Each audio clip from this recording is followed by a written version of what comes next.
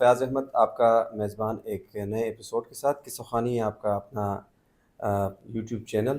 اور آج کے ہمارے گیسٹ ہیں نجی اللہ خٹک صاحب. ہمارے قریبی دوست اور انٹرپرینور بھی ہیں, کمیونیکیشن اسپیشلسٹ بھی ہیں, وسیع تجربہ رکھتے ہیں کمیونیکیشن کی فیلڈ میں. سر بہت شکریہ آپ آئے ہمارے تھینک یو. پوڈ کاسٹ میں. نجی صاحب سب سے پہلے کمیونیکیشن کے حوالے سے بات کریں گے. بہت سے ایسے اسٹوڈنٹس ہیں یا نوجوان ہیں, کمیونیکیشن کا نام تو سنا ہے انہوں نے, لیکن پریکٹیکلی کمیونیکیشن کے بارے میں وہ نہیں جانتے, جس کی وجہ سے مار بھی کھا رہے ہیں پروفیشنل لائف میں. تو سب سے پہلے ہم کمیونیکیشن سے شروع کریں گے کہ کمیونیکیشن ہے کیا, اس کی کیا کتنی اہمیت ہے پروفیشنل لائف میں. سب سے پہلے تو تھینک یو ویری مچ, تم نے مجھے بلایا فیاض. اور ویلکم. پہلے آپ کو بہت بہت مبارک ہو اس پورے سیٹ اپ کو سٹارٹ کرنے پہ. اور بڑے مزے کی جگہ ہے, جن لوگوں نے نہیں دیکھی اللہ کرے وہ بھی آ کے دیکھیں.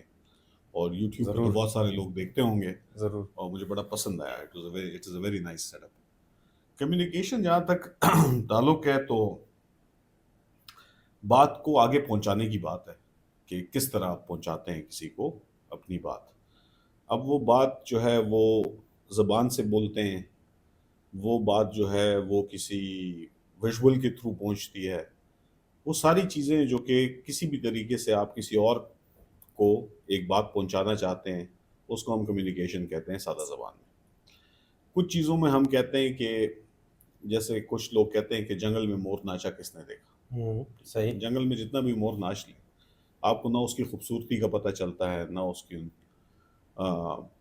حرکات جو اس کی ہوتی ہیں, نہ اس کا وہ جو خوبصورت سا رقص ہوتا ہے, وہ جنگل میں تو کسی نے نہیں دیکھنا. وہ تو دیکھا جائے گا تب جب وہ سامنے آئے گا, جب وہ کسی چڑیا گھر میں ہوگا یا کسی باغ میں ہوگا, تو پھر آپ کو نظر آئے گا. تو بس کمیونیکیشن بھی سادہ زبان میں یہی چیز ہے کہ آپ نے لوگوں تک کوئی چیز پہنچانی ہے تو آپ اس کو, اس کے ذرائع بہت سارے ہیں, بہت سارے ذرائع سے پہنچا سکتے ہیں, لیکن ہم مختلف قسم کی کمیونیکیشن مختلف ذرائع سے پہنچاتے ہیں لوگوں تک. آپ سے اور میں ابھی جو بات کر رہے ہیں یہ ایک دنیا تک پہنچ رہی ہے. یوٹیوب اب ایک انٹرنیشنل میڈیم ہے, مطلب امریکہ میں بیٹھا شخص بھی یہ دیکھ سکتا ہے, افریقہ میں بیٹھا شخص بھی یہ دیکھ سکتا ہے, صحیح.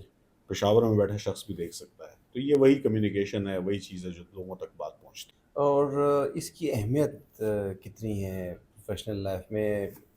اگر ہم اس کو یوں کہیں کہ بہت سے لوگ ان کے پاس نالج بھی ہے, ان کے پاس تجربہ بھی ہے, لیکن وہ کمیونیکیٹ نہیں کر پاتے. ہاں بالکل صحیح کہتے ہیں. ایسا ہے دیکھو کہ کسی تک بات پہنچانا یہ ہر کسی کے بس کا کام نہیں ہے, ٹھیک ہے.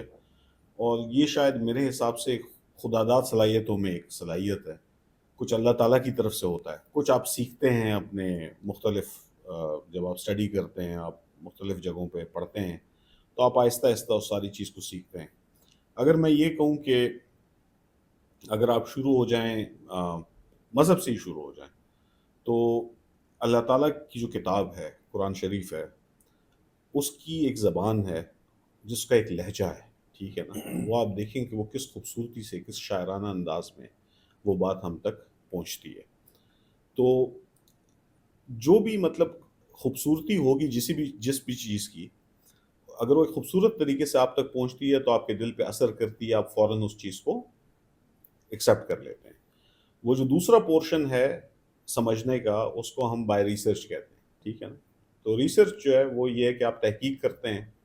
تحقیق میں کمیونیکیشن کا کام تھوڑا کم ہو جاتا ہے, لیکن آپ کا کام زیادہ ہو جاتا ہے. آپ اس کے اوپر خود زیادہ تحقیق کر کے اس چیز کے بارے میں معلومات لیتے ہیں. ایک اچھا کمیونیکیٹر جو ہے وہ آپ کو اپنی بات آسان اور سادہ الفاظ میں سمجھا دیتا ہے. صحیح. جیسے اب میں جس آرگنائزیشن کے ساتھ آج کل کام کرتا ہوں وہ ایک برطانوی ادارہ ہے, تو ان کے ساتھ اور سرکار کی, ہماری جو اپنی حکومت ہے پنجاب کی اور خیبر پختونخوا کی اور ایون فیڈرل گورنمنٹ, ان کے ساتھ کچھ پروجیکٹ ہم کرتے ہیں. تو اس میں اس ادارے کی کمیونیکیشن کی جو وہ کتاب تھی وہ میں ایک دن پڑھ رہا تھا کہ جس میں اس کے گائیڈ لائنس تھے. تو اس میں انہوں نے ایک بڑی خوبصورت چیز لکھی ہوئی تھی. انہوں نے کہا کہ آپ اپنی بات دوسروں تک ایسے پہنچائیں جیسے اگلا جو آگے بیٹھا ہوا ہے وہ چوتھی جماعت کا طالب علم ہے. اگر ایک چوتھی جماعت کا طالب علم آپ کی بات کو سمجھ لیتا ہے تو آپ سمجھیں کہ آپ نے اپنا مدعا بیان کر دیا. صحیح. تو کام تو ہم چوتھی جماعت والوں کے لیے نہیں کر رہے, ہم تو ایک بہت بڑے اس پہ کر رہے ہیں اور وہ بڑا ٹیکنیکل کام ہے. لیکن جب اس کام کو بیان کرنے کی بات ہوتی ہے تو ہم اس طریقے سے اس کو بیان کرتے ہیں کہ وہ ایک آسان الفاظ میں، سادہ الفاظ میں لوگوں تک پہنچ جائے۔ صحیح۔ تو کمیونیکیشن کی جو اہمیت ہے وہ اس میں میں بالکل اس بات سے ایگری کرتا ہوں کہ بہت سارے لوگ ایسے ہیں جو اپنی جو ہوتے بہت نالج رکھتے ہیں، بہت اپنے اندر وہ رکھتے ہیں، لیکن وہ اس کو بات کو پہنچا نہیں پاتے۔ صحیح۔ یہی بات آپ نے شاید اپنے اساتذہ میں بھی دیکھی ہوگی۔ آپ کے بڑے سارے اساتذہ ایسے ہوں گے جو کہ بہت اچھے کوالیفائڈ لوگ ہوں گے، لیکن وہ آپ کو سمجھا نہیں پا رہے ہوں گے، وہ اپنا نالج آپ تک منتقل نہیں کر پا رہے ہوں گے، ہوں۔ ٹھیک ہے۔ اور پھر کچھ ایسے ہوں گے جو شاید پڑھے لکھے تو ہوں گے، اتنے زیادہ بریلینٹ اسٹوڈنٹس نہیں رہتے ہوں گے، لیکن پھر بھی اس کے باوجود وہ بڑے اچھے، آسان اور سادہ طریقے سے آپ کو سمجھا سکتے ہیں۔ مطلب میری زندگی میں میرے بہت اساتذہ ایسے گزرے ہیں جن میں سے کچھ بہت قابل تھے، گولڈ میڈلسٹ تھے، مگر وہ ہمیں سمجھا نہیں پاتے تھے۔ اور کچھ ایسے تھے جو گولڈ میڈلسٹ نہیں تھے، لیکن وہ ان کی کلاس میں ہم بیٹھتے تھے تو ہم بڑے شوق سے بیٹھ کے سنتے تھے ان کو۔ اور میرا جو بیک گراؤنڈ ہے بائی دا وے وہ بڑا خشک سبجیکٹس والا ہے، جس کو لوگ بہت خوش سمجھتے ہیں۔ میں نے تو میری جو بیچلرز ڈگری ہے وہ ٹرپل میتھمیٹکس میں، اچھا۔ میں نے مطلب میں میتھمیٹکس اے، میتھمیٹکس بی اور اسٹیٹسٹکس میں بیچلرز کیا ہوا ہے۔ اور میتھمیٹکس کو سمجھنے کے لیے آپ کو ایک مینٹالٹی چاہیے، آپ کو ایک ٹرو۔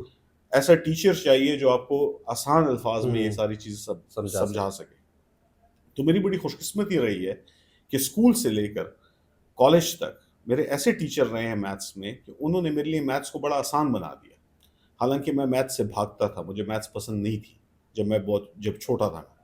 پھر اسی میتھس میں نے پوری ڈگری لے لی، وہ اس وجہ سے کہ اس میں اساتذہ کا بڑا رول تھا، انہوں نے میرے لیے وہ چیز بڑی آسان کر دی۔ تو جب آپ اپنی بات دوسرے تک نہیں پہنچا پاتے تو میں لوگوں کو یہ ریکمینڈ کرتا ہوں کہ پھر آپ کسی کمیونیکیشن اسپیشلسٹ کا سہارا لیں جو آپ کی بات دوسروں تک پہنچا سکے۔ تو کچھ لوگ ایسا کرتے ہیں، کچھ نہیں کرتے، کچھ پھر بھی بضد ہوتے ہیں کہ نہیں ہم پوری سمجھانا چاہتے ہیں۔ تو اہمیت اس کی بہت زیادہ ہے۔ اہمیت اس لیے زیادہ ہے کیونکہ جیسے میں نے آپ سے پہلے کہا کہ جنگل میں مور ناچا کس نے دیکھا۔ صحیح۔ تو وہی بات ہے کہ جب تک آپ اپنی بات دوسرے تک پہنچا نہیں پائیں گے تو نہ آپ پہ کوئی یقین کرے گا، نہ آپ کو کوئی سیریسلی لے گا۔ اچھا نجیب بھائی یہ بتائیں کہ آج کل پروفیشنل لائف میں دیکھیں تو اپورچونیٹیز بہت کم ہیں، بہت سخت مقابلہ ہے۔ ہاں، نوجوان کوالیفائڈ ہیں ماشاء اللہ سے، ایک ڈپارٹمنٹ سے 200-300 کا ایک سلاٹ جو ہے وہ نکل رہا ہے، بالکل۔ جاب ہے نہیں، سرکار کے پاس بھی جاب نہیں ہے۔ تو نوجوانوں کو آج کل انٹرپرینور کا، کیونکہ آپ انٹرپرینورشپ پہ بھی کام کر چکے ہیں اور آپ کا اپنے انیشیٹو اسٹارٹ اپس بھی ہم نے دیکھے ہیں، تو کیا مشورہ دیں گے موجودہ وقت میں نوجوان کو کیا کرنا چاہیے؟ یار ایسا ہے کہ اس میں شک نہیں کہ بہت زیادہ اسٹوڈنٹس جو ہیں وہ اب ڈفرینٹ ڈپارٹمنٹ سے باہر آتے ہیں، لیکن مجھے جس چیز میں کی کمی نظر آتی ہے وہ ہمارے تعلیمی نظام میں اس چیز کا انٹرپرینورشپ کا پہلو ہے۔ مطلب ہم ان کو ڈگری تو دے دیتے ہیں ان کے متعلقہ شعبے کے متعلق، لیکن ہم ان کو اس ڈگری دینے کے بعد یہ نہیں سکھاتے کہ اس ڈگری سے آپ نے پیسے کیسے کمانے۔ یہ ایک امپورٹنٹ چیز ہے۔ مطلب اگر آپ دیکھیں تو پیسے تو کمانا ایک علیحدہ فن ہے، ٹھیک ہے۔ مطلب میں آپ کو اگزامپل اس طریقے سے دوں گا کہ بڑے عرصے تک میں یہ دیکھتا رہا کہ جو سائنس کے سبجیکٹس ہوتے تھے پاکستان میں، کیونکہ پاکستان میں ریسرچ کا اتنا زور نہیں تھا اس زمانے میں، یہ میں اب بات کر رہا ہوں جب میں کالج میں تھا یا میں یونیورسٹی میں تھا، تو ان دنوں لوگ کہتے تھے کہ جس نے کیمسٹری میں ماسٹرز کیا یا فزکس میں ماسٹرز کیا یا بایولوجی میں ماسٹرز کیا، وہ بچہ جو ہے وہ صرف ٹیچنگ کرے گا آگے، یا وہ اسکول کا استاد بنے گا، یا وہ کالج میں ٹیچر بنے گا، یا اگر وہ MPhil P H D کر لے تو یونیورسٹی میں چلا جائے گا۔ کسی نے ہمیں یہ نہیں بتایا تھا کہ کیمسٹری کا جو ماسٹرز ڈگری ہولڈر ہے اس کے پاس بے تحاشا اپرچونیٹیز ہیں، کیونکہ دنیا میں کیمسٹ اور کیمسٹری ایک بہت بڑا فیلڈ ہے، دوائیوں سے لے کر پرفیومریز تک، کاسمیٹکس تک، ہر چیز میں کیمسٹ ریکوائرڈ، ہر چیز میں ریکوائرڈ، ٹھیک ہے۔ کسی نے ہمیں یہ نہیں بتایا کہ سائنسدان جو ہیں بہت سارے جو بہت ایجادات کرتے ہیں ان میں ان کا بہت بڑا رول ہے۔ پھر کسی نے ہمیں یہ بھی نہیں بتایا کہ بہت ساری فیلڈز ایسی ہیں کہ جس میں ڈائریکٹلی شاید یہ نہ انوالوڈ ہوں لیکن انڈائریکٹلی ان کا رول پھر بھی رہتا ہے، جس کو ہم انگریزی میں کہتے ہیں multi disciplinary innovations. Multi disciplinary innovation یہ ہے کہ آپ جب ایک پروڈکٹ بناتے ہیں تو اس میں ہر شعبے کا ایک کام ہوتا ہے. فار ایگزامپل آج کل جو بہت زیادہ آپ دیکھتے ہوں گے یہ برقی گاڑیاں جو بن رہی ہیں، الیکٹرک. ای ویز، الیکٹرک وہیکلس. الیکٹرک وہیکل میں اگر آپ دیکھیں تو اس میں کتنے قسم کی انجینئرنگ انوالوڈ ہے. مطلب ایک تو اس میں پیور فزکس ہے، آپ نے دیکھا ہوگا فزکس کے اصولوں کے مطابق چیز بنتی ہے. دوسرا اس میں ایک چیز ہوتی ہے، وہ ہوتی ہے اس کی بیٹری. تو اگر بیٹری کو دیکھو تو بیٹری لیتھیم ہے، لیتھیم آئن ہے. لیتھیم آئن کا جتنا کام ہے وہ ایک کیمیکل انجینئرنگ کر سکتا ہے، ٹھیک ہے نا. تو وہ ایک علیحدہ اس میں فیلڈ چلی جاتی ہے. اس گاڑی کو بیچنے تک، لوگوں تک پہنچانے تک پھر مارکیٹرز کا کام آ جاتا ہے، ٹھیک ہے، کمیونیکیشن کا کام آ جاتا ہے. تو سارے شعبے ہر پروڈکٹ میں کام کر رہے ہوتے ہیں.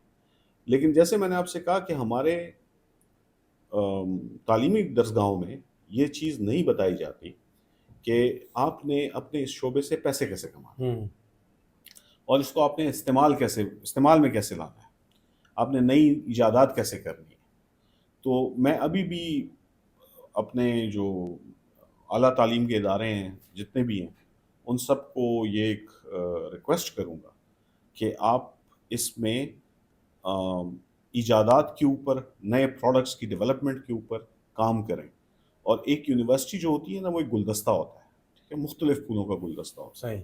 اس میں آپ کے جرنلزم والے پھول بھی ہوتے ہیں، آپ کے مارکیٹنگ والے بھی ہوتے ہیں، آپ کے فائن آرٹس والے بھی ہوتے ہیں، آپ کے فزکس والے بھی ہوتے ہیں، کیمسٹری والے بھی ہوتے ہیں، ہر ڈپارٹمنٹ ہوتا ہے. لیکن یہ اگر علیحدہ علیحدہ کام کریں تو یہ کچھ نہیں کر سکتے. لیکن اگر یہ مل کے کام کریں تو یہ بہت نئی نئی چیزیں بنا سکتے ہیں. تو وہ نئی چیزیں بنانے کے لیے ان سب کو مل کے کام کرنا پڑتا ہے، اور وہ یونیورسٹی ہی کر سکتی ہے اگر یونیورسٹی ان کو اس بات کے لیے فیسیلیٹیٹ کرے، ان کو انکریج کرے کہ تم لوگ آؤ اور آ کے بیٹھو. ایک بچہ انجینئرنگ سے آ کے بیٹھے، ایک میڈیکل سے آ کے بیٹھ جائے، ایک فائن آرٹس سے آ کے بیٹھ جائے، ایک بزنس سے آ کے بیٹھ جائے، تو تبھی مل کے کوئی چیز بنائیں گے. آپ خود بھی کاروبار کرتے آئے ہیں، کاروبار آپ کر چکے ہیں اور کر بھی رہے ہیں. مشورہ کیا دیں گے نوجوانوں کو کہ کون سا کاروبار، بزنس آئیڈیا ان کے لیے بیسٹ ہے؟ اور اکثر نارملی یہ ہوتا ہے، ہم سے بھی کویشچن پوچھتے ہیں کہ جی انویسٹمنٹ جو ہے وہ بہت زیادہ مانگتے ہیں، تو ہمارے پاس اتنی انویسٹمنٹ نہیں ہے. تو کیا یہ ضروری ہے کہ آپ کے پاس آئیڈیا بڑا ہے لیکن انویسٹمنٹ کم ہے؟ کر سکتے ہیں؟ دیکھو، انویسٹمنٹ اگر آئیڈیا اچھا ہو نا تو انویسٹمنٹ کو وہ خود کھینچ لیتا ہے. مطلب اچھا آئیڈیا بکتا ہے، ٹھیک ہے نا. جب آئیڈیا اچھا ہوگا تو وہ بکے گا، جب وہ آئیڈیا اچھا نہیں ہوگا تو وہ بکے گا بھی نہیں. تو انویسٹمنٹ والا جو پوائنٹ ہے نا، وہ ضروری نہیں ہے کہ وہ پیسے میرے پاس ہوں. مطلب یہ نہیں ہے کہ میں نے ایک آئیڈیا میرے پاس ہے تو میں اپنے پیسوں سے ہی اس آئیڈیا کو اٹھا کے عملی جامہ پہناؤں. اگر میرے آئیڈیا میں دم ہے اور زور ہے تو پیسے والے بہت سارے ایسے لوگ بیٹھے ہوئے ہیں جو آپ کے ساتھ شراکت پہ کام کرنے کے لیے تیار ہیں. آپ اپنا آئیڈیا ان کے سامنے لائیں، وہ آئیڈیا آپ کا وہ ایکسیپٹ کریں گے. آپ کے بہت سارے انکیوبیشن سینٹرز جو جیسے پشاور میں آپ نے NIC ہے، درشل ہے، BIC ہے، یہ سارے انکیوبیشن سینٹرز جو ہیں یہ انویسٹرز کانفرنس بھی کرتے ہیں، جہاں بچے جو اپنے بزنس کو انکیوبیٹ کرتے ہیں وہ آتے ہیں اور وہ کہتے ہیں کہ ہم اس آئیڈیا کے ساتھ آئے ہیں، کوئی آتا ہے ہمارے ساتھ انویسٹمنٹ کرتا ہے. اور پاکستان تو چھوڑو، باہر سے لوگ آ کے انویسٹ کرتے ہیں. بہت سارے ایسی کمپنیز اور ایسے چیزیں ہیں جو کہ بنی اس ملک میں، وہ آئیڈیا یہاں سے جنریٹ ہوا تھا، اس میں انویسٹمنٹ امریکہ سے آئی ہے، بہت جگہوں سے آئی ہے. تو میرا نہیں خیال کہ انویسٹمنٹ آپ کی جو ہے یا پیسہ جو ہے وہ آپ کو روکتا ہے. اگر آپ کا آئیڈیا مضبوط ہے اور آپ نے پوری تحقیق کی ہے اس پہ.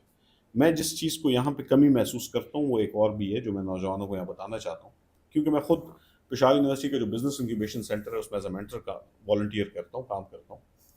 تو وہاں پہ بھی میں نے بہت سارے بچوں کو ایسے دیکھا ہے جو آتے ہیں، وہ آئیڈیا کا ایک کانسیپٹ تو دماغ میں ہوتا ہے، وہ لے کے آ جاتے ہیں، لیکن اس کے اوپر وہ ریسرچ نہیں کرتے، وہ تحقیق نہیں کرتے کہ اس کو میں ایک میچور سٹیج تک کیسے لے کے آؤں گا. وہ جو انویسٹمنٹ سٹیج جس کی آپ بات کر رہے ہیں وہاں تک اس کو لانا بھی ایک آرٹ ہے. مطلب وہ بھی آسان کام نہیں ہے، آپ کو بہت محنت کرنی پڑتی ہے، آپ کو بہت ساری چیزوں کو دیکھنا پڑتا ہے، اس کے ایسپیکٹس دیکھنے پڑتے ہیں، بزنس ایسپیکٹ، ٹیکنیکل ایسپیکٹس، تب جا کے کہیں آپ اس کو اس جگہ تک لے کے آئیں گے جہاں پہ پیسہ اس کے لیے ریکوائرڈ ہوگا. تو پیسہ تو بالکل آخری سٹیج ہے. اس سے پہلے والے جو سٹیجز ہیں اگر وہ کوئی پورے کر لے تو میرا نہیں خیال کہ پیسہ جو ہے وہ رکتا ہے. پیسہ آ جاتا ہے، پیسہ ہوں کوئی نہ کوئی آپ کو دے دے گا، ہوں لیکن اس سے پہلے والا کام جو ہے وہ بڑا امپورٹنٹ ہے. اور یہ چیزیں ہوا میں نہیں ہوتی.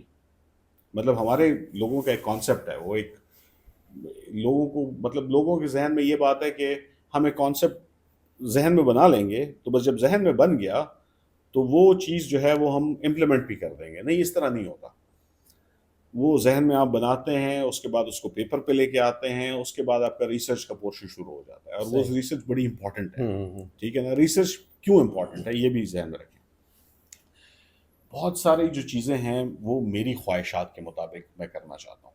ٹھیک ہے؟ کاروبار بیسیکلی میری خواہش کے مطابق نہیں چلتا. کاروبار، اگر میں نے کوئی چیز بیچنی ہے یا کوئی پروڈکٹ یا کوئی سروس بیچنی ہے، تو مجھے باقی لوگوں کی خواہشات کا علم ہونا چاہیے جو کہ میرے کلائنٹس ہوں گے. صحیح ٹھیک ہے نا؟ ہو سکتا ہے کہ مجھے پیلا رنگ پسند ہو کسی چیز میں، اور میں پیلے رنگ کی طرف ہر پروڈکٹ کو موو کروں، لیکن جو میری مارکیٹ ہے وہ نیلے رنگ کو پسند کرتی ہے، تو میں پیلے رنگ کو بیچنے میں زیادہ زور لگے گا میرا بنسبت نیلے رنگ کی پروڈکٹ کو بیچنے میں، کیونکہ مارکیٹ نیلے رنگ کی ہے، ہوں مجھے پیلا رنگ پسند ہے. ٹھیک تو اب میں پیلے رنگ کو چونکہ مجھے پسند ہے، تو میں اس کو بیچنے کے لیے ایفرٹ اپنی 2 گنا 3 گنا لگاؤں گا اس کو مارکیٹ کے طرف لانے میں، لانے کے لیے اور پھر بھی شاید وہ ناکام ہو جائے. تو یہ ایک کانسیپٹ ہے، یہ ایک مطلب ایک لوگوں کو ایک ٹیسٹ دینا ہوتا ہے. میں نے اس دن ایک بڑے مزے کی سٹوری تھی، پتہ نہیں سچ ہے یا جھوٹ ہے، لیکن سٹوری تھی، مزے کی تھی، تو میں سنا دیتا ہوں. ایک بہت بڑا برانڈ ہے کافی کا. ٹھیک ہے؟ دنیا کا بڑے بڑے برانڈ میں سے ایک آتا ہے. انہوں نے بہت پہلے جاپان میں کافی کو انٹروڈیوس کرنے کی کوشش کی. اب جاپان ایک پیور ٹی مارکیٹ تھی، مطلب جاپان میں لوگ چائے پیتے تھے، کافی نہیں پیتے تھے. ان کو کافی کا کوئی ذائقہ نہیں پسند تھا، نہ ان کو وہ تھا. وہ چائے کے پیچھے وہ لوگ، مطلب چائے ان کی ایک پروڈکٹ تھی جس کو وہ مشروب کے طور پہ ہوں استعمال کرتے تھے.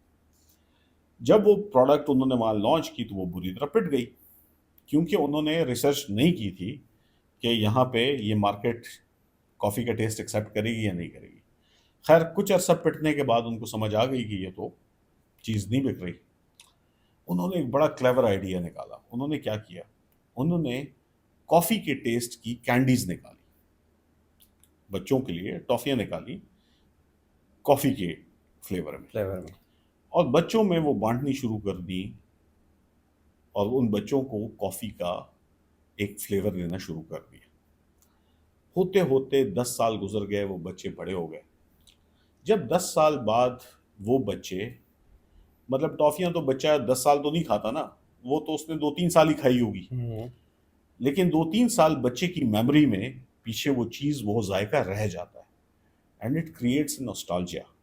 ٹھیک ہے نا؟ آپ کے ذہن میں وہ چیز رہ جاتی ہے کہ یار یہ بھی ایک خوشبو، ہوں ایک ٹیسٹ، کہ ٹیسٹ یار یہ ایک زمانے میں آتا ہے. جیسے آپ کہتے ہیں نا کبھی کوئی چیز کھاتے ہیں، آپ کہتے ہیں اس میں میری والدہ کے ہاتھ کا ذائقہ ہے. وہ بیسیکلی ایک خوشبو اور ایک ذائقہ ہے جو کہ آپ کے ذہن میں فکسڈ ہے. ہوں ان بچوں کو 2-3 سال وہ ٹافیاں کھلاتے تھے. 2-3 سال کے بعد وہ بڑے ہو گئے. جب وہ بڑی کلاسوں میں پہنچے، یونیورسٹی میں پہنچے ہوں گے یا کالج میں پہنچے ہوں گے، تو وہاں انہوں نے ان کو کافی مشروب کے طور پر پلائی. چونکہ وہ ٹیسٹ ان کے ذہن میں فکس تھا، وہ ان کو واپس اپنے بچپن کی یاد دلاتا تھا. اینڈ دے اسٹارٹیڈ ٹیکنگ کافی. آج جاپان کافی کی سب سے بڑی مارکیٹ ہے، one of the biggest markets. ٹھیک ہے نا؟ بٹ سی کہ how they transform the whole thing. تو جیسے میں نے آپ سے کہا، ریسرچ از ایکسٹریملی امپورٹنٹ. آپ ریسرچ کرتے ہیں تو آپ کو چیزوں کا پتہ چلتا ہے، اور اس کے مطابق آپ اپنے پروڈکٹ کو ڈیزائن کرتے ہیں. اچھا، اسی سے ریلیٹڈ ایک کوشچن میں آپ سے پوچھنا چاہتا ہوں کہ آج کل نوجوان ہر کسی کو دیکھیں، کنسلٹنسی بھی آپ کر رہے ہیں ہاں ہاں باہر جانے کے چکر ہاں میں. ہاں. ایک تو یہ بتائے گا کہ نوجوان جو باہر جانا چاہ رہے ہیں ہوں وہ یہ خوش فہمی میں مبتلا ہوتے ہیں کہ جی باہر جائیں گے ہوں اور 1 سال کے اندر، اکثر لوگوں سے سنتا ہوں کہ 1 سال ہوں. کے اندر میں اپنے جتنے بھی قرض لیے ہوں گے وہ بھی میں چکا دوں گا اور میں یہاں پر جو ہے ہاں ایک عالیشان ایک بنگلہ بنا لوں گا ہاں اور واپس آ کر میں سیٹل ہو جاؤں گا 2-3 سال بعد. اس بالکل. میں کتنی حقیقت ہے؟ اور دوسرا، جو نوجوان باہر جا رہے ہیں کیا وہ اسکلفل ہیں، اسکل ہے ان کے پاس، یا ضروری ہے کہ باہر آپ جائیں، آپ کے پاس وداؤٹ اسکل جائیں اور آپ کو وہاں پر کوئی ملازمت لگ جائیں، آپ کامیاب ہو جائیں؟ دیکھو، باہر تو لوگ جاتے ہیں مختلف طریقوں سے اور مختلف کاموں کے لیے جاتے ہیں. جیسے میرا کام تو زیادہ تر آپ کو پتہ ہے میں تو اسٹوڈنٹس کے اسٹوڈنٹس کے ساتھ کر رہے ساتھ کام کرتا ہوں اور ایک آدھ یونیورسٹی کے ساتھ ہی کام کرتا ہوں اور بڑے عرصے سے کر رہا ہوں، تقریباً مجھے 20-22 سال ہو گئے. تو 20-22 سال میں ہزاروں اسٹوڈنٹس ہیں جو میں نے باہر بھیجے، اور ان کا جو فیڈ بیک ہے وہ بالکل مختلف ہے بنسبت اس بندے کے جو کہ تعلیم کے لیے نہیں گیا اور ویسے ہی چلا گیا وہاں روزگار کے لیے. تو قسمت کو اگر میں ایک طرف کو رکھ دوں، کیونکہ قسمت کسی کی بھی جاگ سکتی ہے، کسی وقت بھی جاگ سکتی ہے اور کسی وقت ڈوب بھی سکتی ہے، ٹھیک ہے نا. ٹرو. تو اس فیکٹر کو ہم سامنے نہیں لائیں گے، صحیح. اس کو ایک سائڈ کو رکھیں گے. ہم بات کریں گے ڈیٹا پہ، ٹھیک ہے نا. ڈیٹا ایک اور چیز ہے جو کہ بڑی امپورٹنٹ ہے، جس کو پاکستان میں ابھی تھوڑے لوگوں نے سیریس لینا شروع کیا ہے، کیونکہ دنیا ڈیٹا پہ چلتی ہے، ڈیٹا سائنس کی طرف آ ڈیٹا گئی. سائنس کی طرف اب آ رہا ہے. تو دنیا ڈیٹا پہ چلتی ہے. تو اگر میں اس ریشیو کو دیکھوں، میں نے کوئی بہت زیادہ فارمل کیلکولیشنز تو نہیں کی اس ڈیٹا کی، لیکن زیادہ تر بچے جو کہ میں نے برطانیہ بھیجے، جنہوں نے وہاں اپنی ڈگریز کمپلیٹ کی، وہ کسی نہ کسی اچھے کریئر میں موو کر گئے. چاہے وہ برطانیہ میں تھا، چاہے وہ واپس پاکستان آ گئے، یہاں پہ آ کے سیٹل ہو گئے، کسی اچھی جاب پہ چلے گئے، کسی اچھے بزنس میں چلے گئے، لیکن ان کا کریئر جو تھا وہ ایک اسٹریم لائن کریئر شروع ہو گیا. وہ بچے زیادہ تر اس میں فیلیئرز ان کا زیادہ تھا جنہوں نے وہاں تعلیم نہیں مکمل کی، اور انہوں نے تعلیم کو استعمال کیا ایز اے برج کہ میں وہاں چلا جاؤں، وہاں تک پہنچ جاؤں، لیکن اس کے بعد وہ کام میں لگ گئے. اور ان کی ذہن میں وہی غلط فہمی تھی کہ میں یہاں پہ کماؤں گا، کما کے میں پیسے اکٹھے کروں گا، پہلے اس پہ پھر میں تعلیم حاصل کروں گا، پھر میں اس کے بعد اس میں سے پیسے گھر بھیجوں گا. تو اس میں فیلیئر زیادہ ہے، بہت زیادہ ہے. مطلب ان کی ریشیو بہت زیادہ ہے، کیونکہ وہاں پہ آپ پیسے کما سکتے ہیں، لیکن اتنے کمائیں گے جو آپ وہاں پہ اپنا لیونگ اینڈ اکوموڈیشن کو مینیج کر لیں گے. صحیح.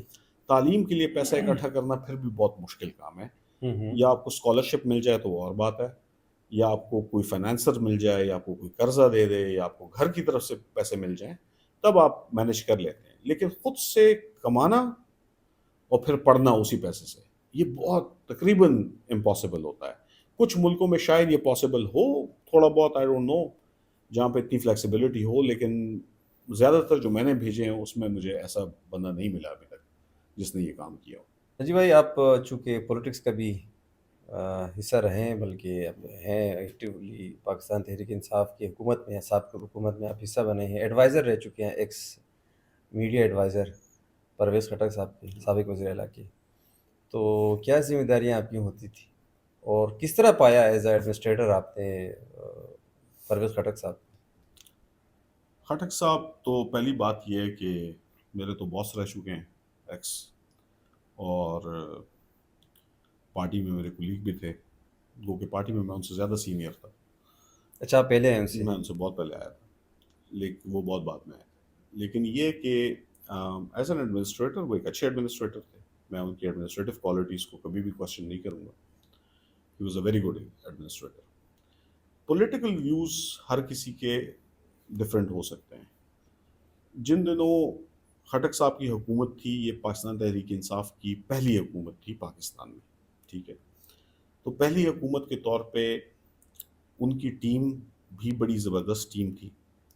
مطلب وہاں پر اگر آپ دیکھیں تو ان کے ساتھ جو منسٹرز تھے، جو ان کے ساتھ کیبنٹ جو تھی، وہ بڑی زبردست کیبنٹ تھی.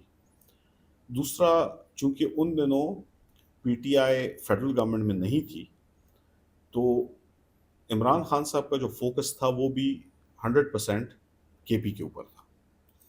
دوسرا، کے پی ایک لانچنگ پیڈ تھا اس وقت پاکستان کی سیاست کے لیے، پاکستان تحریک انصاف کے لیے، پورے پاکستان میں اپنی شناخت بنانے کے لیے.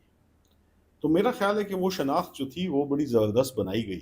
وہ چونکہ میں اس شناخت کا حصہ تھا، کمیونیکیشن میرا کام تھا، میڈیا ہینڈلنگ میرا کام تھا، اسپوکس پرسن بھی میں خٹک صاحب کے ساتھ رہا ہوں. تو بہت ساری چیزیں ایسی تھیں جو کہ ہمیں اس میں بڑی محنت کرنی پڑتی تھی، اور محنت ڈپارٹمنٹ کے لیول سے شروع ہوتی تھی. وہ بات باقی لوگوں تک پہنچانا تو اس کے بعد کی بات ہے، لیکن یہ کام سٹارٹ ہوتا تھا ڈپارٹمنٹل لیول پر. پھر اس میں خٹک صاحب کی آپ نے بات کی، تو خٹک صاحب کی بھی ظاہر ہے وہ چونکہ چیف ایگزیکٹو تھے صوبے کے، تو ان کی اجازت کے بغیر یا ان کے مشورہ کے بغیر تو کام نہیں ہوتا تھا، تو وہ بھی اس میں ایکٹیولی انوالو رہتے تھے. تو پولیٹیکل ڈفرینسز اسائڈ، جو ان کا ایڈمنسٹریٹو کام تھا وہ اچھا تھا، وہ برا کام نہیں تھا. وہ اس صوبے میں ایک نئی روایات کو اس نے سامنے لے کے آیا. پہلی چیز جو آپ لوگ محسوس کرتے تھے وہ تھا پروٹوکول کلچر، کہ خٹک صاحب پروٹوکول کے بڑے خلاف تھے، اور اس طرح ان کے وزراء جو تھے وہ بھی انہی کی دیکھا دیکھی وہ بھی اس کے خلاف ہو گئے.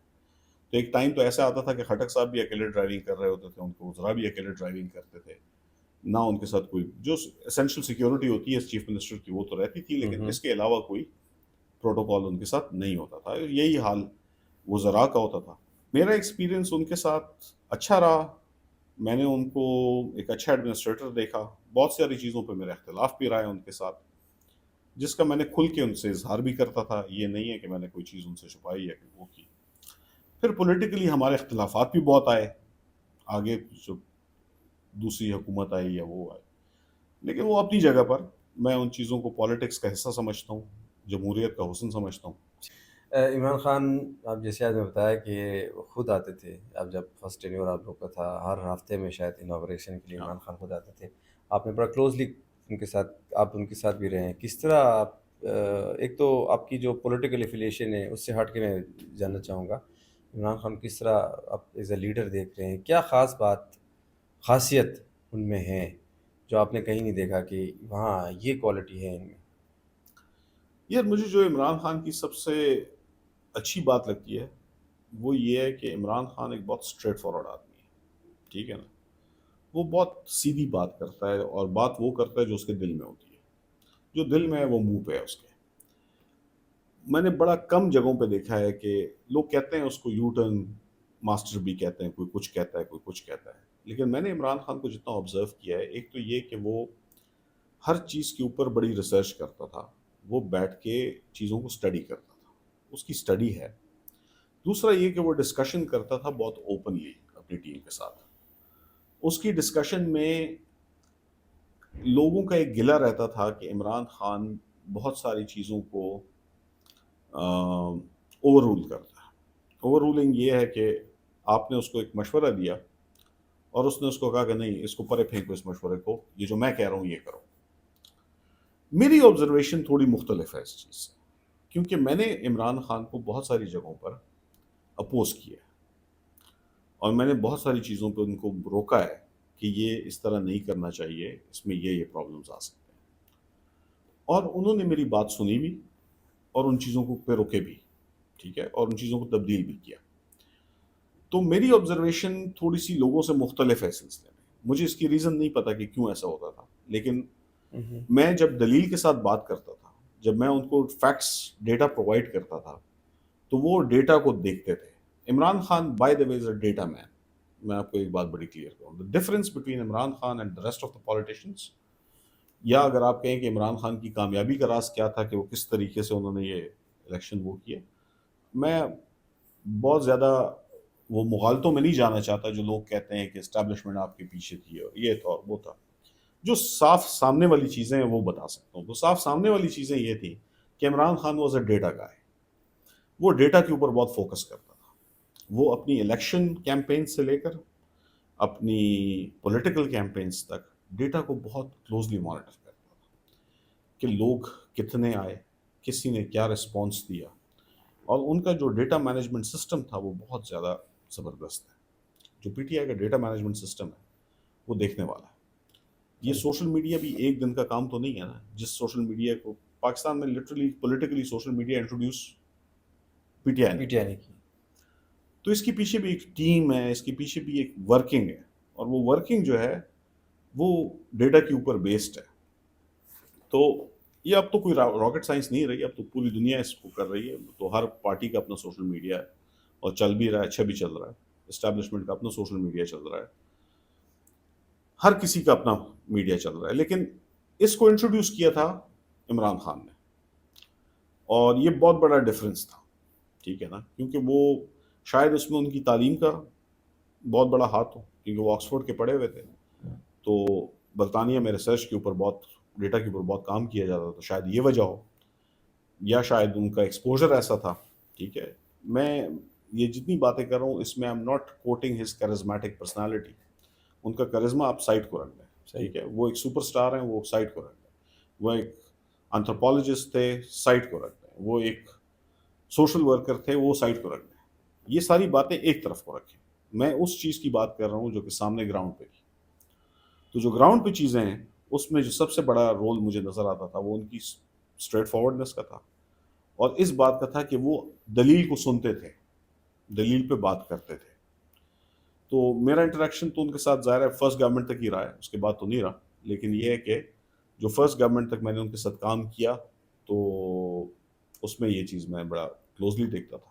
اسی ڈیٹا کے پوائنٹ آف ویو سے ایک واقعہ یاد آتا ہے. لوگوں کے نام نہیں لوں گا جی جی. کیونکہ بہت سارے لوگ اس میں انوالو ہوتے ہیں.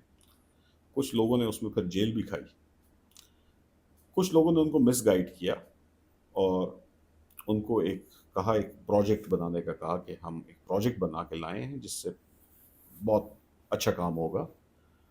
اور وہ پروجیکٹ اربوں کا پروجیکٹ، کروڑوں کا نہیں.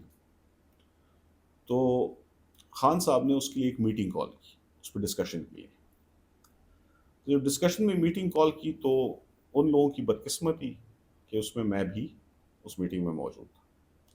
میں چونکہ بہت زیادہ ڈیٹا پہ کام بھی کرتا تھا، ٹچ بھی تھا، تو میرے پاس فگرز جو تھے وہ بہت سارے اویلیبل بھی ہوتے تھے اور بہت سارے فگرز مجھے زبانی یاد بھی ہوتے تھے کیونکہ میں سارا دن اس پہ کام کر رہا ہوتا تھا. تو مجھے ہوں تو میتھس والا آدمی نا، تو چیزیں سمجھ آتی ہیں. تو جب پریزنٹیشن شروع ہوئی تو ان صاحب نے ان کو جب فگرز دینے شروع کیے تو وہ بڑے خوبصورت فگرز تھے. لیکن فگرز میں ان صاحب نے کمال کیا تھا کہ صرف پوائنٹ کو ایک فگر سے اٹھا کے دوسری طرف پھینک دیتے تھے. مطلب 23.8 کو وہ 2.38 لکھ دیتے تھے، 83.6 کو 8.36 لکھ دیتے تھے. میں نے جب یہ دیکھنا شروع کیا تو مجھے وہ فگرز یاد تھے، تو میں نے ان کو بیچ پریزنٹیشن میں روک دیا. تو میں نے کہا خان صاحب یہ آپ کو بالکل غلط فگرز بتا رہے ہیں. کہتے ہیں یہ آپ کیا بات کر رہے ہیں؟ میں نے کہا یہ خان صاحب اتفاق سے یہ فگرز میرے پاس تو موبائل پہ پڑے ہوتے تھے. میں نے کہا یہ فگرز میرے پاس ہیں. میں نے کہا ہر ایک میں انہوں نے ڈیسیمل کو اٹھا کے دوسری طرف پھینکا ہوا ہے. یہ 2.36 نہیں ہے، یہ 23.6 ہے. انہوں نے ایک دم سے اس بندے کی طرف دیکھا، اس بندے نے ایک دم سے وہ کیا، اور اس میں یہ سارے فگرز میں نے ان کو گنوا دیے کہ ان سب میں اس نے یہ کمال کیا تھا. تو ایک دم سے وہ بندہ بیک فوٹ پہ چلا گیا. اس نے کہا کہ او سر یہ تو مجھ سے ٹائپنگ کا ایرر ہوا ہے، ٹائپنگ میں غلطی ہوئی ہے. تو اس نے کہا کہ 3 ارب کی ٹائپنگ کی غلطی خیر تو ہے، مطلب یہ ٹائپنگ کی غلطی میں تم اتنے بڑے پروجیکٹ کے اوپر کام کرنا چاہ رہے ہو. تو بندہ ہل جل گیا. خان صاحب نے اسی ٹائم اس چیز کو بند کیا. اس کے بعد میرے ساتھ جو کچھ ہوا وہ بھی آپ کو پتا ہے، میں اس کی ڈیٹیل میں نہیں جاؤں گا کہ اس کے بعد میرے ساتھ کیا ہوا. لیکن وہ پروجیکٹ خان صاحب نے روک دیا اور پھر وہ رک گیا. ٹھیک ہے، جب ان کو سمجھ آ گئی کہ یہ چیز غلط کر رہے ہیں تو انہوں نے اس کو روک دیا. بعد میں ایک دن ویسے ہی میں نے ٹی وی لگایا تو پتہ چلا کہ وہ پروجیکٹ انہوں نے سندھ میں امپلیمنٹ کیا تھا، اور سندھ کے آج کل کے ایک منسٹر صاحب بھی ہیں، اس زمانے میں بھی منسٹر تھے. پھر وہ دونوں کو ہتھکڑیاں لگی ہوئی تھی نیب کی اور وہ جیل جا رہے تھے. تو میں نے اس کی ویڈیو بنا کے خان صاحب کو بھی بھجوائی تھی. اور میں نے کہا خان صاحب اگر اس دن میں آپ کو نہ روکتا تو آج شاید یہ ہتھکڑی مجھے اور آپ کو بھی لگی ہوتی اور ہم بھی جا رہے ہوتے. صحیح. تو یہ اس طرح کی بہت ساری چیزیں ہیں. لاسٹ میں آپ سے یہ جاننا چاہوں گا، پاکستان تحریک انصاف میں آپ کافی سینئر ورکر ہیں، آپ عہدوں پہ رہے ہیں، پارٹی کے اندر تنظیم کا حصہ رہے ہیں. موجودہ وقت میں پاکستان تحریک انصاف کے اندر ہمیں بہت سے لابیز نظر آ رہے ہیں، گروپنگ نظر آ رہی ہیں، اور کوئی ڈکی چھپی نہیں ہے، اوپنلی ایکس پہ آ کر ایک دوسرے کے خلاف محاذرائی ہو رہی ہے. کیا سمجھ رہے ہیں پاکستان تحریک انصاف اگلے الیکشن میں اگر عمران خان اندر ہی رہتا ہے تو کیا پوزیشن رہے گی؟ اسی طرح آپس میں لڑتے رہیں گے اور جو نظریاتی ورکرز ہیں وہ نظر انداز ہوتے رہیں گے؟ یار فیاض، گروپنگ جو ہے نا یہ تو ہر پارٹی میں ہوتی ہے. پی ٹی آئی کوئی پہلی پارٹی نہیں ہے، اور نہ یہ پہلی بار گروپنگ ہے جو آپ دیکھ رہے ہیں. 2007 میں نے پی ٹی آئی جوائن کی تھی، 2010 میں نے ایکٹیو پالیٹکس جوائن کی.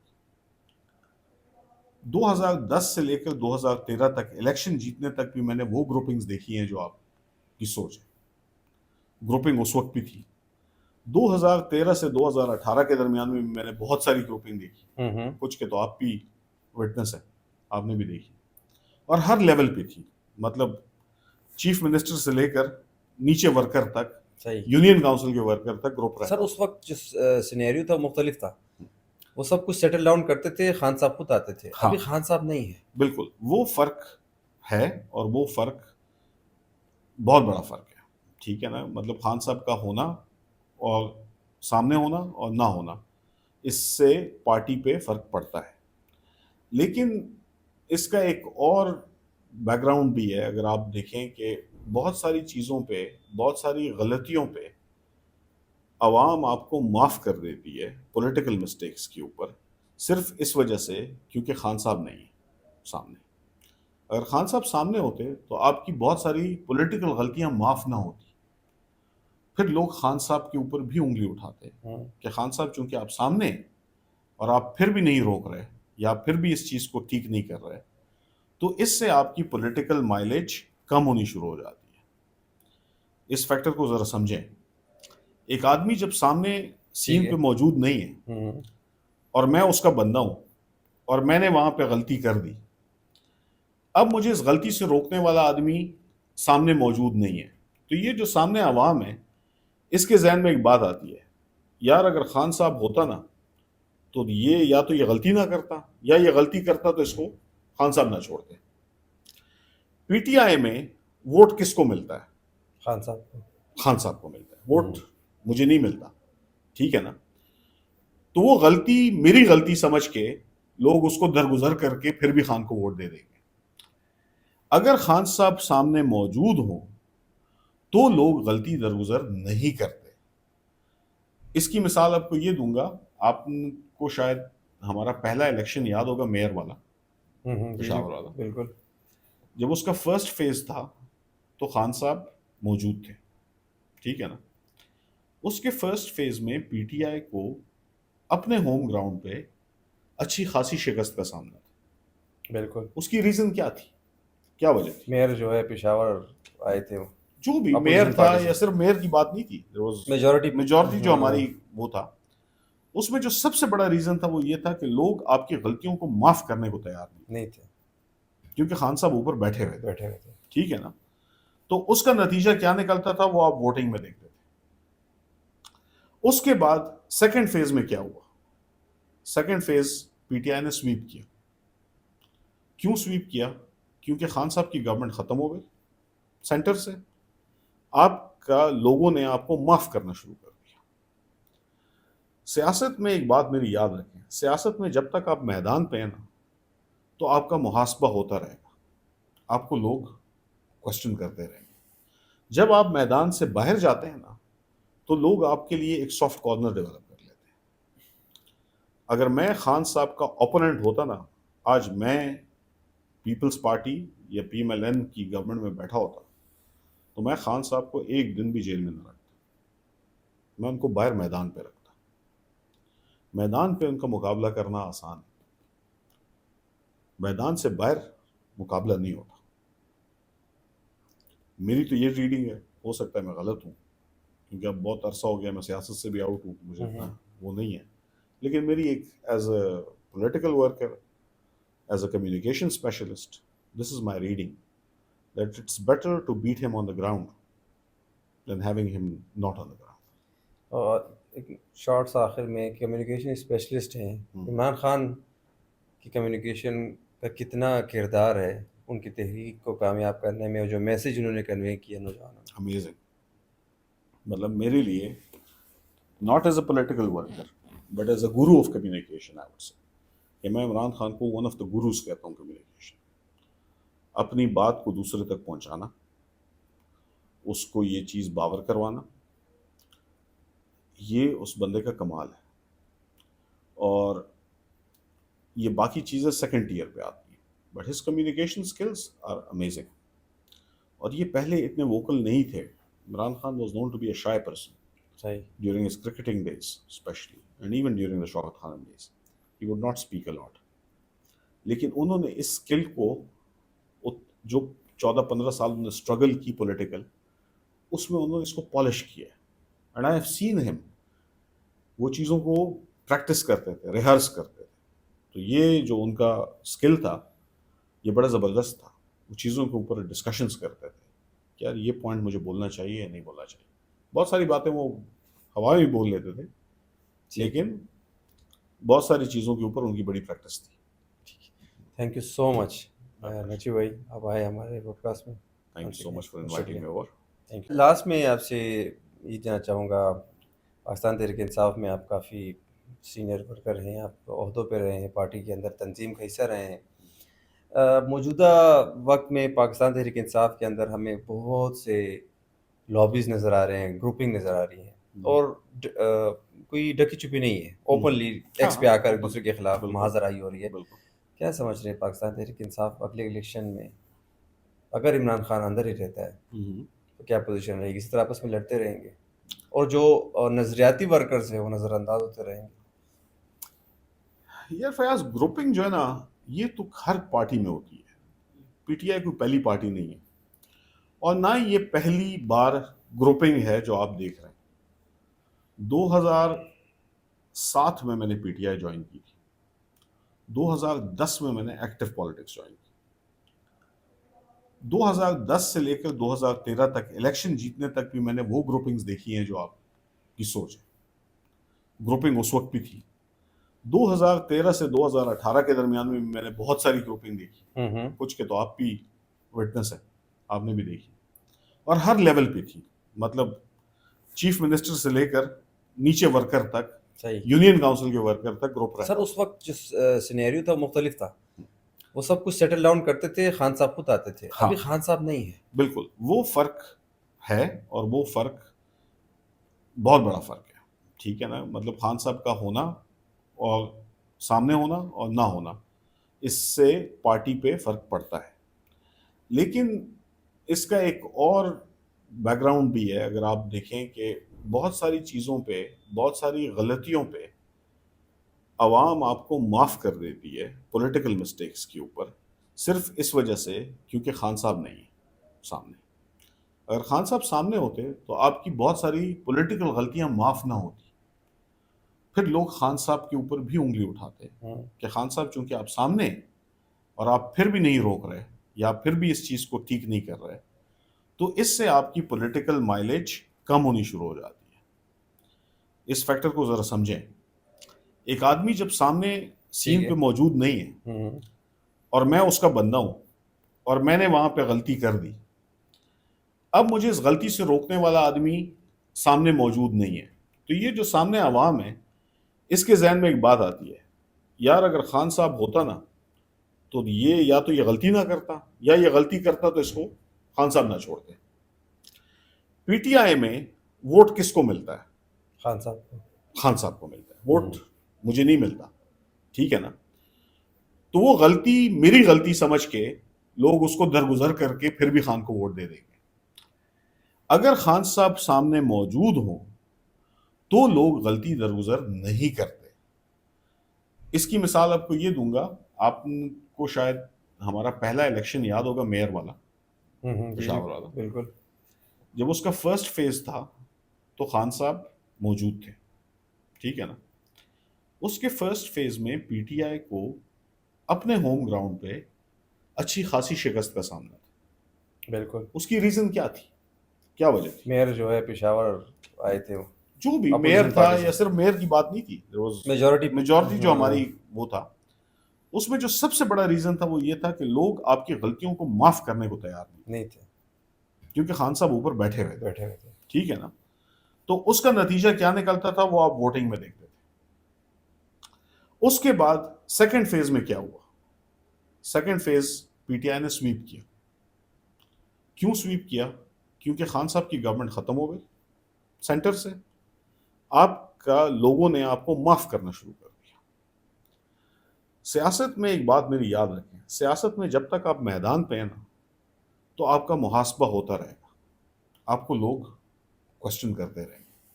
جب آپ میدان سے باہر جاتے ہیں نا تو لوگ آپ کے لیے ایک سافٹ کارنر ڈیولپ کر لیتے ہیں. اگر میں خان صاحب کا اوپوننٹ ہوتا نا، آج میں پیپلز پارٹی یا پی ایم ایل این کی گورنمنٹ میں بیٹھا ہوتا، تو میں خان صاحب کو ایک دن بھی جیل میں نہ رکھتا، میں ان کو باہر میدان پہ رکھتا. میدان پہ ان کا مقابلہ کرنا آسان ہے، میدان سے باہر مقابلہ نہیں ہوتا. میری تو یہ ریڈنگ ہے، ہو سکتا ہے میں غلط ہوں، کیونکہ اب بہت عرصہ ہو گیا، میں سیاست سے بھی آؤٹ ہوں، مجھے اتنا وہ نہیں ہے. لیکن میری ایک as a political worker, as a communication specialist, this is my reading that it's better to bet him on the ground than having him not on the ground. اور ایک شارٹ سا آخر میں، کمیونیکیشن اسپیشلسٹ ہیں عمران خان کی communication کا کتنا کردار ہے ان کی تحریک کو کامیاب کرنے میں، اور جو میسج انہوں نے کنوے کیا نوجوانوں کو؟ امیزنگ. مطلب میرے لیے not as a political worker but as a guru of communication I would say, کہ میں عمران خان کو ون آف دا گروز کہتا ہوں کمیونیکیشن. اپنی بات کو دوسرے تک پہنچانا، اس کو یہ چیز باور کروانا، یہ اس بندے کا کمال ہے. اور یہ باقی چیزیں سیکنڈ ٹیئر پہ آتی ہیں، but his communication skills are amazing. اور یہ پہلے اتنے ووکل نہیں تھے.